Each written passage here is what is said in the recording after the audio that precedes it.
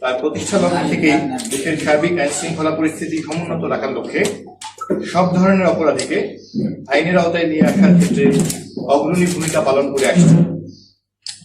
জঙ্গি, সন্ত্রাসী, সংঘবদ্ধ অপরাধী, ছিনতাইকারী, জুয়ারি, মাদক ব্যবসায়ী, খুন, ধর্ষণ, চুরি, ডাকাতি এবং অপহরণ সহ বিভিন্ন চাঞ্চল্যকর মামলার আসামি গ্রেফতারে র্যাব নিয়মিত অভিযান পরিচালনা করে আসছে।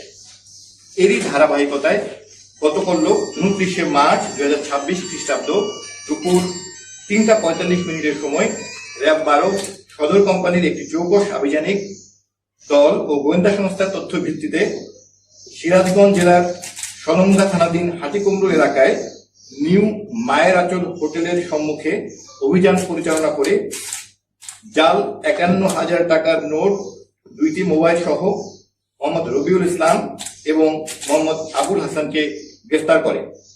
পরবর্তীতে আসামির দেয়া তথ্যের ভিত্তিতে সিরাজগঞ্জ জেলার সলঙ্গা থানাধীন ধূপাকান্তি শাকিনস্থ পলাতক আসামি মোহাম্মদ হাকিম শেখ এর ভাড়াকৃত বাসা হতে 12,64,700 টাকার জাল নোট সহ সর্বমোট 13,15,700 টাকার জাল নোট উদ্ধার করা হয়।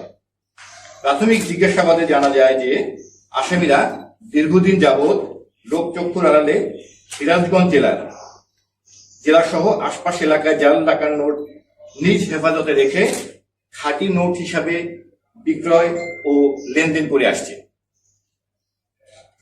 গ্রেফতারকৃত আসামিদের বিরুদ্ধে সিরাজগঞ্জ জেলার সলঙ্গা থানায় মামলা রুজু প্রক্রিয়াধীন রয়েছে।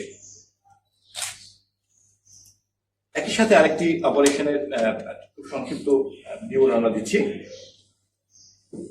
র্যাব 12 এর অন্য একটি আভিযানিক দল গোয়েন্দা তথ্যের ভিত্তিতে গত 30শে মার্চ 2026 সকাল 8:40 সময় সিরাজগঞ্জ সদর থানাধীন শিয়ালকোল বাজারের বিলকুলি মধ্যপাড়া এলাকায় অভিযান পরিচালনা করে মাদকদ্রব্য ক্রয় বিক্রয়ের সময় মাদক বহনকারী মুস্তাফিজুর রহমান এবং মাদক ব্যবসায়ী মোহাম্মদ মনিরুজ্জামান ও মোহাম্মদ রোজিনা বেগমকে 196 বোতল স্কার্ফ এবং 4টি মোবাইল সহ গ্রেফতার করা হয়।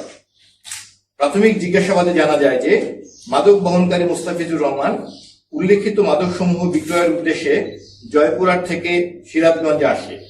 এছাড়াও মাদক ব্যবসায়ী মোহাম্মদ মনিরুজ্জামান এবং মোহাম্মদ রোজিনা বেগম চিহ্নিত মাদক ব্যবসায়ী হিসেবে পরিচিত এবং দীর্ঘদিন ধরে নিজ বাসা থেকে মাদক